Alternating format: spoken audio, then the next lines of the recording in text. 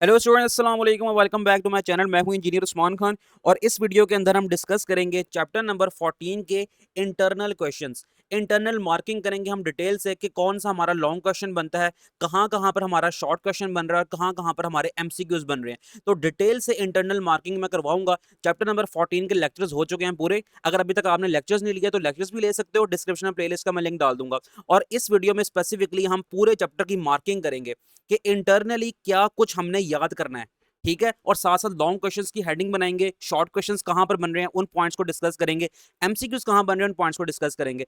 तो बुक पकड़ लो, पेंसिल पकड़ लो और बुक पर मार्किंग करते जाओ। ये उसी पैटर्न पे जिस तरह हमने क्लास 9 के अंदर की थी, उसी पैटर्न के अंदर हम हर चैप्टर के अंदर मार्किंग करेंगे कि क्या कुछ हमने इसमें से याद करना है। अब आ जाओ अपने पहले टॉपिक के ऊपर। जो हमारे पास पहला टॉपिक है, पेज नंबर 1 पे आओ। यहां पर आप एक क्वेश्चन लिखो, लॉन्ग क्वेश्चन।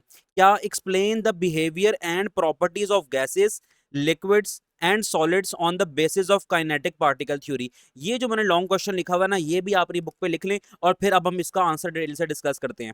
हम बताएंगे यहाँ पर कि प्रॉपर्टीज और बिहेवियर क्या है गैसेस का, लिक्विड्स का और सॉलिड का काइनेटिक पार्टिकल थ्योरी के मुताबिक।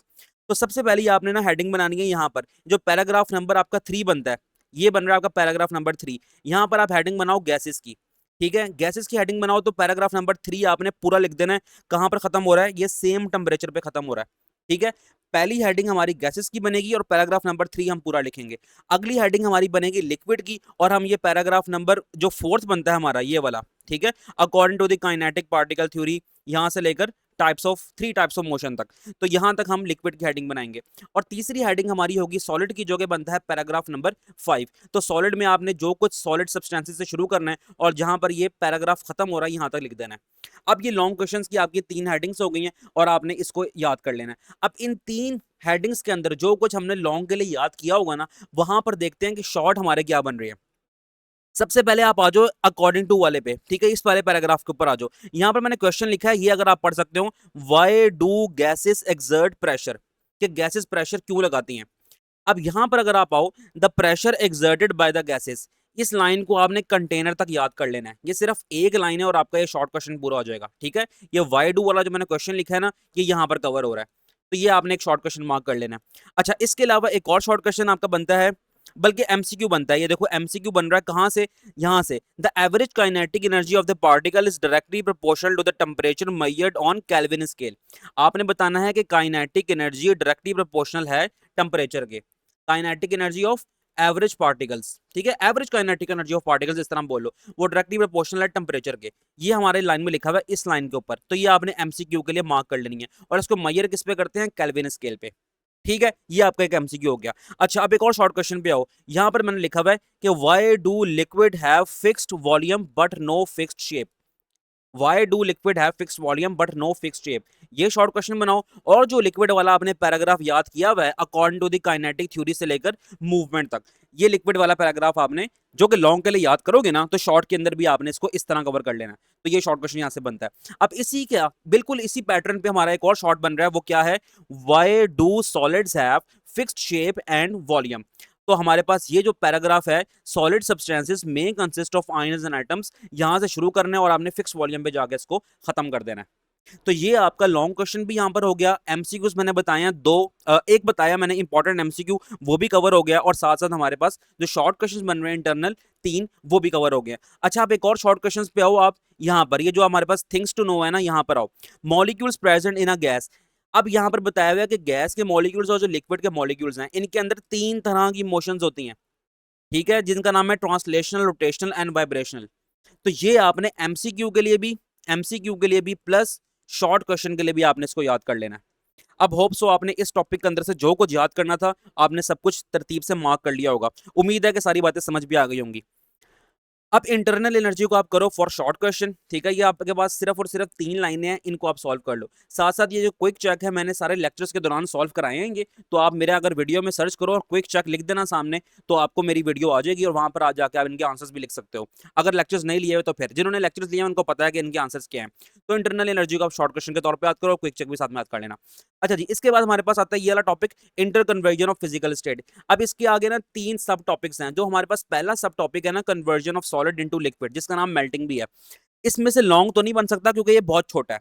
लेकिन आपने याद किस तरह करना है इसको देखो। सबसे पहले ना आपने याद करनी है इस मेल्टिंग पॉइंट की डेफिनेशन, और वो कहां से बनती है। अब ध्यान से देखना, ये लाइन नंबर 3 पे आओ आप, at a particular temperature. Line number 3 पर एट अ पर्टिकुलर टेम्परेचर, यहां पर मैंने देर काट के लिख दिया है the, at a particular temperature the vibrational motion, आगे लिखना है मोशन के आगे लिखना है ऑफ सॉलिड्स। ठीक है, इसकी स्टेटमेंट ठीक कर लो, फिर मेल्टिंग पॉइंट की प्रॉपर डेफिनेशन बन जाएगी। At a particular temperature the vibrational motion of solid becomes so fast that it overcomes the cohesive forces. As a result, the solid start melting and this temperature is called melting point of a solid. तो ये तीन लाइनें आपकी बनती हैं, solid पे जाके खत्म करना, तो ये तीन लाइनें बनती हैं आपकी मेल्टिंग पॉइंट की डेफिनेशन। ठीक है, आपने ये तीन लाइनें याद कर लेनी है। आगे चलो, इस पैराग्राफ की तरफ आओ। यहां पर मैंने एक क्वेश्चन बनाया, मैंने लिखा है कि why does temperature remain constant during melting. Temperature constant क्यों हो जाता है मेल्टिंग के दौरान। तो ये जो पैराग्राफ आपका है ना, heating a solid below it's melting point, यहां से लेकर लिक्विड तक जाके इसको आप मार्क कर लो। तो ये पूरा पैराग्राफ आपने याद कर लेना है। तो आपके ये दो शॉर्ट क्वेश्चंस बन रहे हैं। अगर बिलफर्ज हो सकता है कि आपको ये लॉन्ग क्वेश्चन के तौर पर भी आ जाए। अगर लॉन्ग क्वेश्चन के तौर पे आ जाएगा तो आपने मेल्टिंग पॉइंट की हेडिंग बनानी है, और जो नीचे मैंने क्वेश्चन बनाया ना, temperature remain constant during melting, आपने इसी की हेडिंग बना देनी है, और फिर इसको पूरे पैराग्राफ को आप लिख देंगे ना जब, तो आपका ये लॉन्ग क्वेश्चन भी कवर हो जाएगा, क्योंकि आप शॉर्ट में याद कर चुके होगे ये। तो होप सो आपको पता लग गया कि यहाँ पर क्या याद करना है। चलो जी, अब आ जाओ आगे, हमारे पास है conversion of liquid into gas. इसकी तरफ आ जाओ, ध्यान से देखना। मैं थोड़ा सा काम करता हूँ, पेन चेंज कर लेता हूँ ताकि जो मैं मार्क करूँ आपको नजर भी आता जाए। ये ब्लू, पता नहीं ये येलो पेन आपको नजर आएगा कि नहीं, चलो देख लेते हैं। हमारे पास है conversion of liquid into gas boiling. इसको अब आपने देखना है यहाँ पर क्या कुछ बनता है। ये इसके अंदर जो है ना, हमारे पास जो पॉइंट्स हैं, इंपॉर्टेंट पॉइंट्स, वो बहुत ज्यादा हैं, इसलिए आपका ये ना लॉन्ग क्वेश्चन के तौर पे आ सकता है। ठीक है, ये पेन हम चेंज कर रहे हैं, ये पेन ठीक नहीं लग रहा हमें। अच्छा जी, इसे देखते हैं। ये हमारे पास लॉन्ग क्वेश्चन के तौर पे आ सकता है, और हमने इसको लॉन्ग के तौर पे ही याद करना है। सबसे पहले आपने क्या करना है, सबसे पहले आपने मेन हेडिंग बनानी है। अगर लॉन्ग में आए conversion of liquid into gas, ठीक है, अगर ये लॉन्ग में आए तो मेन हेडिंग बना देना। उसके बाद आपने इवेपोरेशन की हेडिंग बनानी है, और इवेपोरेशन की डेफिनेशन बन रही है यहाँ से, पहली लाइन से, the molecule of a liquid keep on coming out. ये यहाँ से शुरू करना है और इवेपोरेशन पे जाके खत्म कर देना है। तो ये हमारे पास इवेपोरेशन की पहली हेडिंग बन गई, और ये शॉर्ट में भी आएगा, बताता हूँ अभी शॉर्ट के लिए किस तरह करना है। फिलहाल आप लॉन्ग की हेडिंग बनाओ। इवेपोरेशन की पहली हेडिंग हमारे पास बन गई है। आगे चलते हैं। अगली आपने लिखना है यहाँ पर मैकेनिज्म, MECHANISM, ठीक है, मैकेनिज्म ऑफ बॉइलिंग। अगली हेडिंग नंबर 2 जो आपकी है ना, मैकेनिज्म ऑफ बॉइलिंग है। इसको आपने शुरू कर देना इवेपोरेशन के फौरन बाद। Heating a liquid increases the kinetic energy, यहां से शुरू करना है एट अ रैपिड पेस, यहां पर जाके आपने इसको खत्म कर देना है, इस हेडिंग को खत्म कर देना है। आगे चलो, आपकी जो तीसरी हेडिंग होगी ना इसमें, वो होगी boiling point and external pressure. मैंने शॉर्ट फॉर्म लिखी है, आपने पूरा लिखना है, boiling point and external pressure. यहां पर आपने शुरू कर देना रैपिड पेस के आगे देखो एट लिखा हुआ है, एट दिस स्टेज, यहां से आपने शुरू करना है और बॉइलिंग पॉइंट पर जाके इसको खत्म कर देना है। अब आपकी जो चौथी हेडिंग बनती है ना इसमें, वो ये बनती है, why does temperature remain constant at at boiling point. ठीक है, यहाँ लिखा हुआ है at the boiling point. Why does temperature remain constant at the boiling point. ये आपका शॉर्ट भी बन जाएगा अलग से, और साथ में आपकी चौथी हेडिंग भी बन रही है, ये temperature remain constant eight boiling point, इस तरह आप हेडिंग बना लेना इसकी। तो फिर आपने इसको यहां तक पूरा कर देना है इसको। ठीक है, तो ये 4 हेडिंग्स के साथ आपका लॉन्ग क्वेश्चन पूरा हो जाएगा। अब हम चलते हैं शॉर्ट किस तरह आएगा। नंबर 1 हमारे पास डेफिनेशन बनती है इवेपोरेशन की, वही हम पहली 2 लाइनें लिखेंगे इवेपोरेशन तक, तो हमारे पास इवेपोरेशन की डेफिनेशन हो जाएगी। अच्छा, उसके बाद जो है ना, हमारे पास एक डेफिनेशन बनती है बॉइलिंग पॉइंट क्या होता है। तो बॉइलिंग पॉइंट को हमने यहाँ से याद किया था ना, ये जो दूसरी लाइन देख रहे हो आप, at this stage if the vapour pressure of a liquid, यहाँ से लेकर बॉइलिंग पॉइंट पे खत्म कर देना। तो ये दूसरा शॉर्ट क्वेश्चन बन जाएगा। अच्छा, अब यहाँ पर बन जाएगा why does temperature remain constant at the boiling point. तो आपने एट द बॉइलिंग पॉइंट से शुरू करना है, जो आखिरी पैराग्राफ है, और पार्टिकल्स पे जाके खत्म कर देना है, तो आपका ये शॉर्ट क्वेश्चन भी कवर हो जाएगा। अब इसके अंदर इंपॉर्टेंट तरीन 2 एमसीक्यूज मुझे नजर आए हैं। सबसे नंबर 1 आप ये देखो, क्या लिखा हुआ है कि evaporation take place at all temperature. इसको मैं डब्बा बना रहा हूं अच्छे से, evaporation take place at all temperature, ये बात आपने याद रखनी है एमसीक्यू के लिए। एक और एमसीक्यू हमारा यहाँ पर बन रहा है कि जी, यहाँ पर लिखो अगर आप, at the boiling point the heat provided to the liquid is used to convert it into gaseous form. Boiling point के ऊपर जो हम हीट प्रोवाइड कर रहे होते हैं, वो क्या कर रही होती है, वो गैसियस फॉर्म में कन्वर्ट कर रही होती है वो हीट। तो ये आपके पास एमसीक्यू नंबर 2 आ जाएगा। ठीक है, बॉइलिंग पॉइंट पर जो आप हीट दे रहे हैं, वो लिक्विड को क्या कर रही है, आप कहेंगे कि गैसियस फॉर्म में कन्वर्ट कर रही है। तो ये दूसरा एमसीक्यू इंपॉर्टेंट आपका यहाँ पर बन रहा है, ठीक है। अगर आपको एक शॉर्ट क्वेश्चन में आ जाएगा boiling point and external pressure, तो आप वही काम करना, heating a liquid increase the kinetic energy of a molecule. इन बातों को जो आपने लॉन्ग में याद की होगी ना, तो आप बॉइलिंग पॉइंट एक्सटर्नल प्रेशर को भी डिफाइन कर सकते हो। Boiling point and external pressure अगर इकट्ठा आएगा तो फिर आपने वो लिखना है। अगर सिर्फ और सिर्फ बॉइलिंग पॉइंट आपके पास आएगा ना, तो फिर आपने वही डेफिनेशन लिखनी है जो कि लाइन नंबर 2 से शुरू हो रही है, एट दिस स्टेज वाली। तो होप सो आपको ये बातें समझ आ गई होंगी। 3 शॉर्ट क्वेश्चंस बन रहे हैं इसमें और एक लॉन्ग क्वेश्चन बन रहा है 4 हेडिंग्स के साथ, और 2 एमसीक्यूज बन रहे हैं, वो हमने यहाँ पर बना लिए हैं। अब आगे जो हमारे पास छोटा सा पैराग्राफ है, conversion of gas into a liquid. इसमें से क्या आएगा, सिंपल सिंपल डेफिनेशन आएगी, डिफाइन कंडेंसेशन। तो आपने पूरा डिफाइन कर देना यहाँ से लेकर यहाँ तक, बस। तो होप सो आपको ये यहाँ तक जो है ना बात। अच्छा, आगे जाने से पहले एक चीज और देखो, यहाँ पर मैंने एक और शॉर्ट क्वेश्चन बनाया हुआ है। यहाँ मैंने देखो स्टार बनाया हुआ है, व्हेन लिक्विड स्टार्ट्स बॉइलिंग, ठीक है। यहाँ से देखो, यहाँ से लेकर यहाँ तक, व्हेन लिक्विड स्टार्ट्स बॉइलिंग। तो वही लाइन जो आपने पहले याद की थी, if a vapour pressure of a liquid becomes equal to the external pressure the liquid starts boiling. तो आपने ये शॉर्ट क्वेश्चन एक और जेन में रखना है, और साथ साथ ये एमसीक्यू भी बनता है कि जब वेपर प्रेशर हमारा बराबर हो जाए एक्सटर्नल प्रेशर के, तो बॉइलिंग स्टार्ट होती है। तो ये एमसीक्यू शॉर्ट क्वेश्चन एक और बन रहा है इसके अंदर, इसको भी यहाँ साइड पे आप लिख करके लिख लो। अब हमारा ये टॉपिक कवर हो गया, इसमें जो कुछ हमने करना था ना, प्रॉपर्ली मार्क कर लिया हमने इसको। अब हम चलते हैं हीटिंग एंड कूलिंग कर्व्स की तरफ। तो यहाँ पर इस डायग्राम की आपने खूब प्रैक्टिस करनी है, ठीक है। ये आपको अच्छे से बनानी आनी चाहिए। अब यहाँ पर देखो, अगर आपको लॉन्ग क्वेश्चन आता है कि explain heating and cooling curves, तो आप किस तरह एक्सप्लेन करोगे। सबसे पहले ना आपने ना हीटिंग और कूलिंग कर्व्स की हेडिंग बनानी है, ये हेडिंग बनानी है, और फिर आपने इंटर कन्वर्जन से स्टार्ट करना है और कर्व पे जाके खत्म कर देना है, ठीक है। उसके बाद आपने इस डायग्राम को बनाना है प्यारा सा करके। उसके बाद आपने ना जाना है आगे, आपने एक और हेडिंग बनानी है, उसका नाम है हीटिंग कर्व, ठीक है। हीटिंग कर्व की हेडिंग बनानी है, और लिखना कहां से है, इस पैराग्राफ नंबर 2 से लिखना है। When a solid substance at a point A, यहां से शुरू करना है, और यहां पर आपने हीटिंग कर्व पे जाके खत्म कर देना है, ठीक है। हीटिंग कर्व ही की हेडिंग बनानी है, आपके पास हेडिंग नंबर 2 हो जाएगी। और स्टार्ट कहां से करनी है, पैराग्राफ नंबर 2 से आपने स्टार्ट करना है इसको। When a solid substance at a point A is heated, ये आपके पास हो गई हेडिंग नंबर 2। अब हेडिंग नंबर 3 आपकी होगी इसकी कूलिंग कर्व की, और पैराग्राफ नंबर 3 जो आपका है ना, the same graph in the figure. Figure ये ना लिखना, इन द फिगर लिखना बस, 14.2 मत लिखना, क्योंकि फिगर तो आप बनाओगे ना पेपर में। तो आपने the same graph in the figure से स्टार्ट करना है, और आपने इस पैराग्राफ को टेम्परेचर पे जाके खत्म कर देना है। ये आपकी हेडिंग नंबर 3 हो जाएगी। अब आपकी हेडिंग नंबर 4 क्या होगी, आपने लिखना है कि अच्छा, हेडिंग नंबर 4 भी बन सकती है ये, और अलग से लॉन्ग क्वेश्चन भी आ सकता है। क्या आ सकता है, explain phase change of water with the help of graph, ये लिखा सकता है। अगर ग्राफ नहीं लिखाया तो लिखाएगा heating and cooling curves. Explain phase change of water with the help of graph, या फिर हीटिंग एंड कूलिंग कर्व्स, ये आपको आ सकता है अलग से लॉन्ग क्वेश्चन में। तो फिर आपने जो फॉर वाटर से स्टार्ट करना है, और इसको आपने एंड तक लिख देना है। अगर आपको हीटिंग एंड कूलिंग कर्व पूरा आ रहा है ना, तो फिर आपने यहाँ पर एग्जाम्पल की हेडिंग बनानी है, किसकी, एग्जाम्पल की हेडिंग बनानी है, और फिर आपने इसको एक्सप्लेन कर देना है। तो ठीक है, ये इस तरह हमने तैयार करना है। अब मसला सिर्फ और सिर्फ इतना है कि हमारे पास चैप्टर 14 और 15 जो है ना, वो लॉन्ग क्वेश्चन की पेयरिंग के अंदर है। तो हमने इस चैप्टर में से सारा कुछ याद कर लें, तो किसी भी इतना लॉन्ग आ जाए ना, हम अटेम्प्ट कर सकते हैं।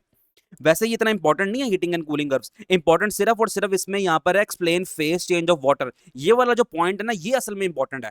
तो इसको तो अच्छे से याद कर लेना आप। अगर आप कहते हो कि हम इतने ज़हीन हैं कि हम सिर्फ और सिर्फ डायग्राम बनाएंगे और अंदर से सारी बातें खुद लिख देंगे, तो वेल एंड गुड, आप ये भी कर सकते हो। लेकिन अगर आपने बुक से याद करना है, तो मैं कहूंगा बुक से आप याद कर लो थोड़ा सा इसको। अच्छा जी, ये आपके पास 4 हेडिंग्स हो गई, हीटिंग एंड कूलिंग कर्व्स की एक्सप्लेनेशन अगर आपको आएगी, और साथ साथ अगर आपको जस्ट ये आएगा कि explain phase change of water with the help of graph या फिर हीटिंग एंड कूलिंग कर्व, तो आपने फॉर वाटर से स्टार्ट करके इसको एंड कर देना है, और heating and cooling curve centre में बना देनी है प्यारी सी। अच्छा जी, ये हमारा लॉन्ग क्वेश्चन तैयार हो गया। अच्छा, इसके अंदर जो है ना, अब मजीद हम देख सकते हैं, अगर तो शॉर्ट क्वेश्चन आए, अगर तो शॉर्ट क्वेश्चन आए, तो आपने क्या करना है, हीटिंग एंड कूलिंग कर्व बनानी है। और अगर आपको शॉर्ट क्वेश्चन ये आता है कि define heating curve, define heating curve, ठीक है, तो आप लिख देना द कर्व, दिस काट देना, द लिख देना, the curve represented by the step from A to F is called heating curve, और वो हीटिंग कर्व बना देनी है। अच्छा, अब उसी डायग्राम को अगर आपको एक और क्वेश्चन आता है डिफाइन कूलिंग कर्व, तो आपने कह देना the same graph in the figure can be studied in the reverse direction from point F to A is called cooling curve। ये आपके पास कूलिंग कर्व की डेफिनेशन हो गई है, और साथ साथ आपने ग्राफ बना देना है। ग्राफ तो बहुत जरूरी है, बहुत प्रैक्टिस करनी है उसकी। तो ये आपका हो गया लॉन्ग क्वेश्चन कवर, और शॉर्ट क्वेश्चन भी अंदर से कवर हो गया। अब आपको ये इंटरेस्टिंग इन्फॉर्मेशन की तरफ हो, यहाँ पर आ सकता है कि where phase change materials are used, where phase change materials are used, तो आपने ये इंटरेस्टिंग इन्फॉर्मेशन का जो ब्लू बॉक्स है, इसको आपने पूरा लिख देना है। ये भी कवर हो गया। अब आपने आना है इस डिड यू नो वाले बॉक्स में। जब मैं पढ़ा रहा था उस टाइम पर भी मैंने आपको बताया था कि यहाँ से कितनी इंपॉर्टेंट चीजें बन सकती हैं। अब एक क्वेश्चन लिखो कि how interconversion of physical states of matter और phase change can be carried out by changing pressure. ये पी लिखा है, पी मींस प्रेशर, और प्रेशर के आगे मैंने क्वेश्चन मार्क डाला हुआ है। ठीक है, ये लिखो सवाल, और आपने फिर ये पूरा यहां से लेकर यहां तक याद कर लेना है। एक हो गया हमारे पास ये शॉर्ट क्वेश्चन। अच्छा, इसके अलावा एक और शॉर्ट क्वेश्चन बन सकता है। अब अगर आप आओ थर्ड लास्ट लाइन में अमोनिया गैस वाले पे, आप लिखेंगे how ammonia gas can be liquefied.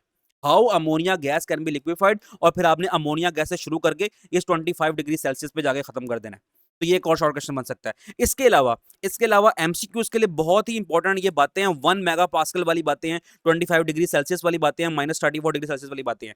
क्या बातें हैं ये आप याद करोगे तो आपको पता भी लग जाएगा। लेक्चर के दौरान मैंने समझाया भी था आपको ये। तो ये एमसीक्यूज के लिए आपने इसको जरूर जरूर जरूर देखना है, इन बातों को।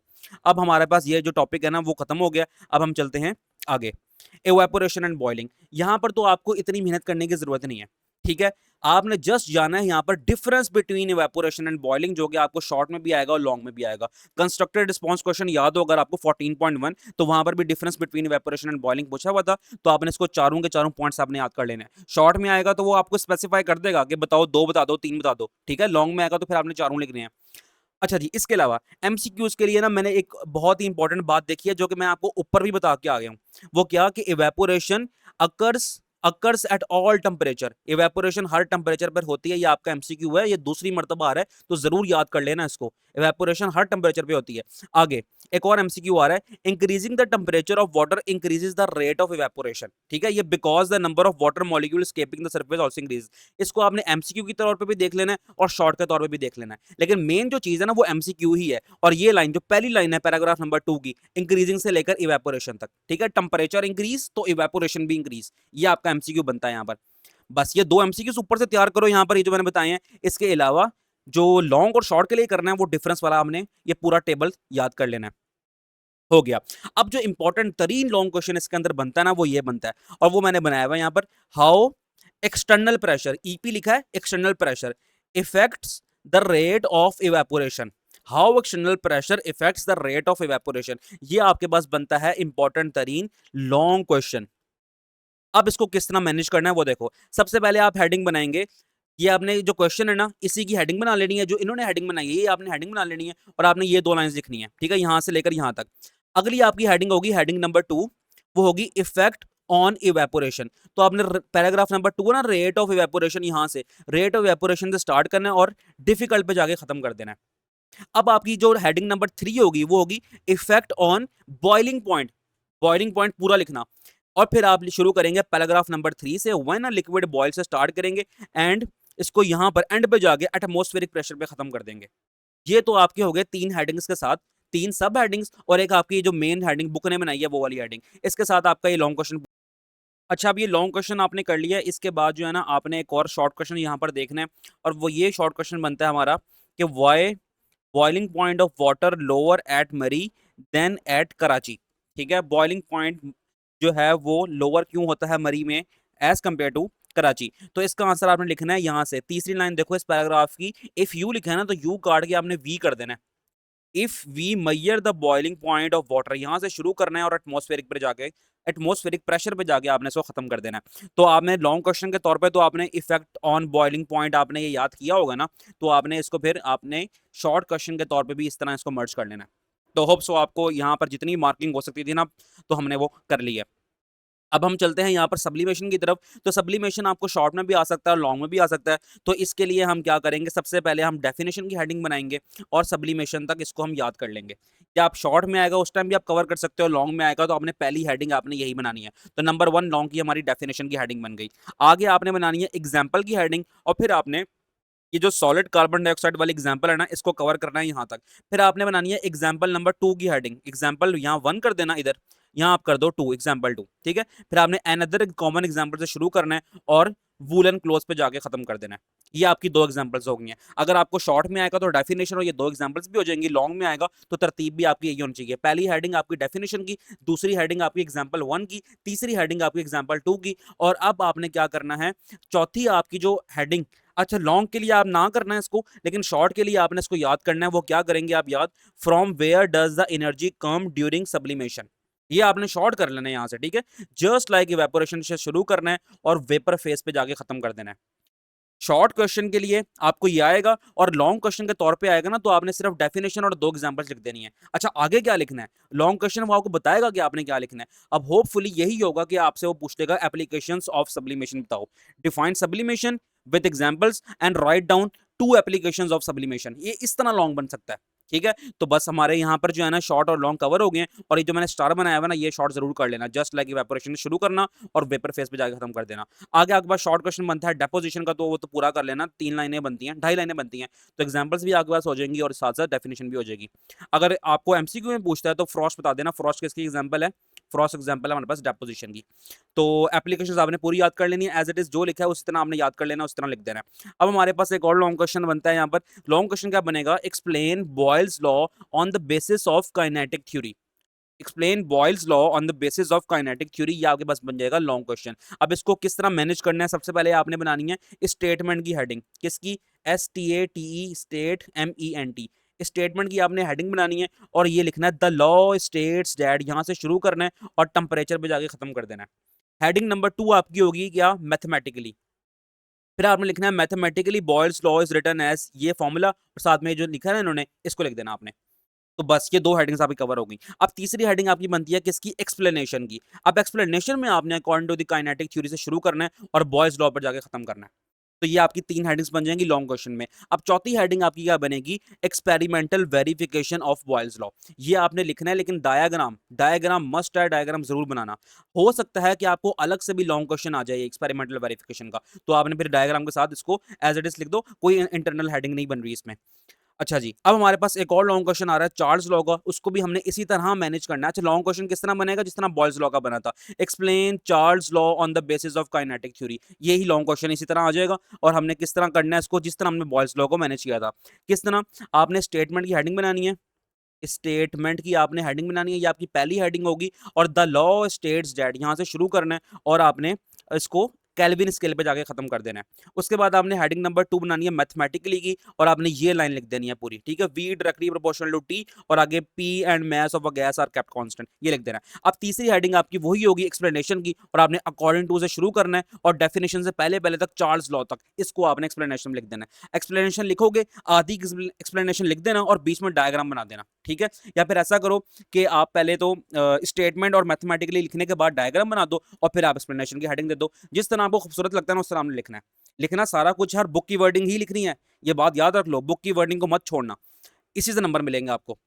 अब अगर हमारे पास एक और लॉन्ग क्वेश्चन बन सकता है एवोगाड्रो। अच्छा देख लो, अगर शॉर्ट में आएगा ना तो शॉर्ट में आ जाएगा define Boyle's law, define Charles law, define Avogadro law. तो जो जो हमने स्टेटमेंट में और मैथमेटिकली में याद किया होगा ना फॉर लॉन्ग क्वेश्चन, इसी को हम शॉर्ट में लिख देंगे, कोई मसले की बात नहीं है। अगर हमारे पास एक और लॉन्ग आता है डिफाइन एक्सप्लेन एवोगाड्रोस लॉ, तो किस तरह आएगा, जिस तरह हमने बॉयल्स लॉ बनाया था, explain Avogadro's law on the basis of kinetic theory. बस ये आपको आ जाएगा एवोगाड्रोस लॉ में, और बिल्कुल उसी तरह आपने इसको लिखना है, स्टेटमेंट की हेडिंग होगी, फिर यहां से शुरू करना है और आपने ये कैप्ट कांस्टेंट पे खत्म कर देना है। अगली हेडिंग आपकी होगी मैथमेटिकली की, मैथमेटिकली से लेकर आपने इसको यहां तक लिख देना है। तीसरी हेडिंग आपकी होगी इसकी एक्सप्लेनेशन की, तो फिर आपने वही काम करना है जिस तरह आपने बॉयल्स और चार्ल्स में किया था, अकॉर्डिंग टू से शुरू करना है और फिर डेफिनेशन से पीछे पीछे तक यानी कि प्रेशर तक आपने इसको लिख देना है। तो ये आपके पास 3 लॉन्ग क्वेश्चन अलग अलग आ गए हैं, इकट्ठे तीनों कभी भी नहीं आएंगे, अलग अलग ही आएंगे, ठीक है। अगर शॉर्ट आ रहा है तो जस्ट आपने स्टेटमेंट और मैथमेटिकली करना है, अगर लॉन्ग आ रहा है तो जिस तरह मैंने हेडिंग्स बनाई हैं उस तरह करना है डायग्राम के साथ। चलो जी, ये भी अब हमारे पास, अब हमारे पास आ रहा है डिफिजन वाला टॉपिक। इसके अंदर आपको शॉर्ट क्वेश्चन भी आ सकता है, लॉन्ग भी आ सकता है। तो लॉन्ग के तौर पे आपने किस तरह इसको मैनेज करना है, नंबर 1 आपके पास हेडिंग होगी डेफिनेशन की, तो आपने स्टार्ट करना है मॉलिक्यूल्स प्रेजेंट से स्टार्ट करना है और कॉल्ड डिफ्यूजन पे जाके खत्म कर देना है। नंबर 2 आपके पास हेडिंग होगी एग्जाम्पल की, आपने when a bottle of a body perfume से स्टार्ट करना है और आपने इसको खत्म कर देना है प्रोसेस ऑफ डिफ्यूजन तक, ठीक है। ये डिफ्यूजन पर आपने एग्जाम्पल खत्म कर देनी है। उसके बाद आपने तीसरी हेडिंग बनानी है किसकी, एक्सप्लेनेशन की, और आपने लिखना है कि figure shows the diffusion of hydrogen gas from one container to another, diffusion is an spontaneous process during which gas particles spread out. ये लाइंस लिखनी है और आपने ये फिगर बना देनी है। ठीक हो गया। एक्सप्लेनेशन के अंदर आपने फिगर शो से स्टार्ट करना है और यहाँ पर खत्म करना है और फिगर बनानी है। ये तीसरी हेडिंग आपकी यहाँ पर कवर हो रही है और ये एमसीक्यू बन रहा है कि diffusion is an spontaneous process. MCQ के लिए भी इसको याद रख लो। अच्छा जी, लॉन्ग क्वेश्चन में चौथी जो हमारे पास हेडिंग होगी ना वो होगी मैकेनिज्म की। The difference in the rates of diffusion से स्टार्ट करना है और टेम्परेचर पे जाके आपने खत्म कर देना है। ये मैकेनिज्म की चौथी हेडिंग है। अब पांचवी हेडिंग आपने क्या बनानी है? अच्छा, पांचवी हेडिंग आपने बनानी है कि ये देखो, factors affecting diffusion, factors affecting diffusion since hydrogen. ठीक है, यहां से शुरू करना है, लेकिन ठहरो ठहरो। फैक्टर्स अफेक्टिंग डिफ्यूजन बनाओगे ना आप, उससे नीचे आपने एक और हेडिंग बना देनी है, छोटी हेडिंग, मैस ऑफ गैस। ये नंबर 1 फैक्टर है, 1 लिख भी देना है साथ में आप। ठीक है, फैक्टर्स अफेक्टिंग डिफ्यूजन में 2 फैक्टर्स हैं। नंबर 1 हमारे पास है मैस ऑफ गैस, तो सिंस हाइड्रोजन से शुरू कर देना और ऑक्सीजन पे जाके खत्म कर देना। क्लियर है बात? अब अगली जो आपके पास नंबर 1 बनाया था ना आपने फैक्टर्स के अंदर, अब फैक्टर्स के अंदर नंबर 2 आपकी जो हेडिंग होगी ना वो आपकी होगी इफेक्ट ऑफ टेम्परेचर। ये 2 फैक्टर्स हैं और पहला फैक्टर हमारे पास बन रहा है मैस ऑफ गैस, जिसको हम सिंस हाइड्रोजन इज लाइटर से शुरू करेंगे, और जो दूसरा दूसरा हमारे पास जो सब हेडिंग बन रही है वो है इफेक्ट्स ऑफ टेम्परेचर। ठीक है, तो रेट ऑफ डिफ्यूजन से हम स्टार्ट करेंगे और स्प्रेडिंग पे जाके खत्म कर देंगे। तो ये आपका ना लॉन्ग क्वेश्चन बन जाएगा, जिसके अंदर आपकी जो 4 हेडिंग्स थी, पहली हेडिंग आपके पास है डेफिनेशन की, दूसरी आपके पास है एग्जांपल की, तीसरी आपके पास है एक्सप्लेनेशन की, चौथी आपके पास है मैकेनिज्म की, पांचवी आपके पास है फैक्टर्स अफेक्टिंग डिफ्यूजन की, और पांचवी के अंदर ही आपने 2 हेडिंग्स बनानी है। पहली है मैस ऑफ अ गैस, जिसको आपने सिंस हाइड्रोजन से शुरू करना है और ऑक्सीजन पे खत्म करना है, और इसी के अंदर आपने एक और दूसरी हेडिंग बनानी है इफेक्ट ऑफ टेम्परेचर की, और आपने रेट ऑफ डिफ्यूजन से स्टार्ट करना है और स्प्रेडिंग पे खत्म कर देना है। ये आपका लॉन्ग क्वेश्चन हो गया मैनेज किस तरह डिफ्यूजन वाले का। और इसके अंदर एक और शॉर्ट क्वेश्चन बन रहा है, वो क्या मैंने स्टार बनाया हुआ है यहाँ पर, why does hydrogen gas diffuses faster than that of oxygen. ठीक है, why does hydrogen gas diffuses faster than that of oxygen. तो हमने वही बात करनी है यहाँ पर। देखो जो हमने इसको थोड़ा रेस करते हैं। यहाँ पर देखो जो हमने पहला फैक्टर पढ़ा है ना मैस ऑफ अ गैस वाला, since hydrogen is lighter than oxygen से स्टार्ट करना और दैट ऑफ ऑक्सीजन में जाके खत्म कर देना। तो यही 3 लाइनें जो कि आप लॉन्ग के लिए याद करोगे तो ये शॉर्ट बनता है, वो भी आपका कवर हो जाएगा यहाँ पर। अच्छा जी, ये 2 फैक्टर्स भी हो गए। अलग से शॉर्ट आएगा ना कि फैक्टर्स बताओ डिफ्यूजन के, डिफ्यूजन किस पे इफेक्ट करती है, तो आपने बता देना है कि जो 2 फैक्टर्स हैं वो है मैस ऑफ अ गैस और नंबर 2 है इफेक्ट ऑफ टेम्परेचर। तो ये दोनों आपने लॉन्ग के लिए याद किया होगा, सिंस से लेकर और यहाँ तक स्प्रेडिंग तक, तो ये दोनों आप लिख देना। क्लियर होगी बात? अब आगे चलते हैं हम ये एक्टिविटी पे। एक्टिविटी को आपने छोड़ मत देना, क्योंकि हमने एक्टिविटी समझी भी थी लेक्चर के दौरान, और जब मैंने क्वेश्चन नंबर 2 क्विक चेक 14.5 का पढ़ाया था तो मैंने कहा था ये एक्टिविटी पर ही डिपेंडेंट है, किस तरह पढ़ाया था मैंने और क्या कुछ लिखना था इसमें, तो वो आप लेक्चर देख लो और वहां से क्लियर कर लेना। अब इस चैप्टर का हमारे पास आखिरी टॉपिक है, और अगर ये लॉन्ग क्वेश्चन में आपको आता है तो आपने किस तरह इसकी हेडिंग्स बनानी है। अब ये मैं लॉन्ग क्वेश्चन क्यों बनवाए जा रहा हूँ हर टॉपिक के अंदर से, क्योंकि आपने ये लॉन्ग पेयरिंग के अंदर करना है। इसका चैप्टर 14-15 का पेयर है, आप बुक के एंड पे भी देख सकते हो जहां पर पेयरिंग स्कीम अवेलेबल है, तो आपने यह जरूर अटेम्प्ट करना है। इंतहाई आसान चैप्टर्स हैं दोनों। अच्छा जी, अब लॉन्ग के तौर पे आपको इसी तरह आ जाएगा कि discuss importance of rate of diffusion of medicine in human body. तो नंबर 1 आपके पास हेडिंग होगी बेसिक प्रिंसिपल की। आपने स्टार्ट करना है द टेंडेंसी से, यानी कि पहले पैराग्राफ से, और खत्म कर देना है यहाँ पर बॉडी पर जाके। हेडिंग नंबर 2 आपके पास होगी oral absorption, ORAL, oral, ABSORPTION, oral absorption. तो व्हेन दी मेडिसिन से स्टार्ट करना है और ऑनसेट ऑफ एक्शन में जाके खत्म कर देना है। ठीक है, अभी बताता हूँ इसमें शॉर्ट ही बनेगा, लेकिन फिलहाल लॉन्ग बना लो। तीसरी हेडिंग आपके पास बनेगी लिपिड सोलुबिलिटी की। Lipid solubility, once the drug, जो नेक्स्ट पैराग्राफ स्टार्ट हो रहा है ना आपका, वंस द ड्रग मॉलिक्यूल से स्टार्ट करना है और आपने इफेक्टिव रिस्पॉन्स पे जाके खत्म कर देना है। और चौथी हेडिंग आपके पास बनेगी कंक्लूजन की, तो इन शॉर्ट से लेकर आपने फिर एंड तक लिख देना है। तो ये चारों के चारों पैराग्राफ हमारी 4 हेडिंग्स के अंदर कवर हो रहे हैं। अब शॉर्ट यहाँ पर क्या बनेगा कि define, define onset of action, तो आपने यही पैराग्राफ पूरा लिख देना है। When the medicines are taken orally से लेकर ऑनसेट ऑफ एक्शन पे जाके खत्म कर देना है।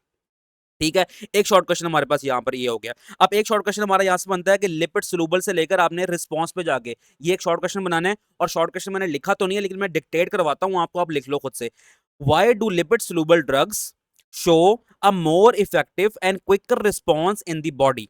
फिर रिपीट कर रहा हूं, why do lipid soluble drugs show a more effective and quicker response in the body? तो आपने लिपिड सोलुबल से स्टार्ट करके इसको यहां पर खत्म कर देना है। तो ये हमारे पास 2 शॉर्ट क्वेश्चन बन रहे हैं। अच्छा, इसके अलावा जो एमसीक्यूज है वो यहां पर आपका बनता है एक, वो एमसीक्यू बनता है कि diffusion rate of medicine controls कितनी चीजों को कंट्रोल करता है वो। Diffusion rates of medicine control 3 things, तो आपने 3 थिंग्स के नाम याद करनी है। वो हमारे पास है एब्जॉर्ब्ड, डिस्ट्रीब्यूटेड एंड एलिमिनेटेड। ठीक है, आप इस तरह कह सकते हो एब्सॉर्प्शन, डिस्ट्रीब्यूशन, एलिमिनेशन, इस तरह कह सकते हो आप इसको। तो ये हमारे पास बन जाएगा एमसीक्यू एक। चलो जी, इसके अलावा हमारे पास एक और एमसीक्यू बन रहा है। क्या? बस ठीक है, ये लिपिड सोलुबल वाला आप शॉर्ट क्वेश्चन करेंगे ना, तो आपने ये कर देना कि lipid soluble drugs diffuse more easily through cell membrane.